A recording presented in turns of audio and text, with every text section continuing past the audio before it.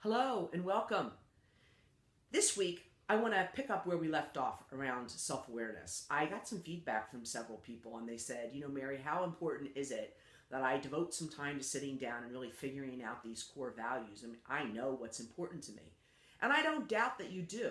What I do think sometimes, though, is that there's probably some noise in there about what we think is valuable, what we think are our priorities, and we end up giving attention to that noise when we should be more focused on getting where we want to go. So for just a second, I just want to do a brief illustration because I think it will help to show the value of sitting down and figuring out who you are and what's really important to you. So let's say this is where you want to go. So this is your goal, right?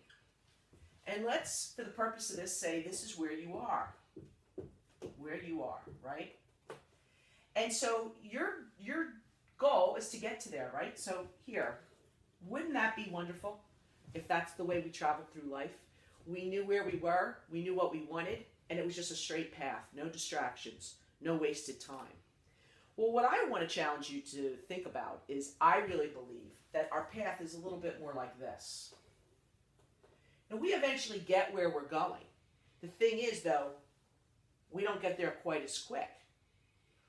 What I think is that when we can call out our values and the priority of those values, we can use that as a way to focus ourselves.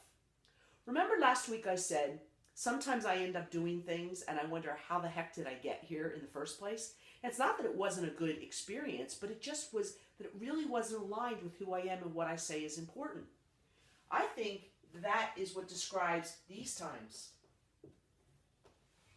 And if I instead had wandered through my path looking at what was important to me and using my values as my guide, I would still wander and have great experiences, but I would get there quicker and I'd be truer to who myself is. So that's what I leave you with this week. Think about taking a moment to write down those core values and then plotting out how you'll get to your goal using them as your guide. That's it for now. Until next time, use your bold voice.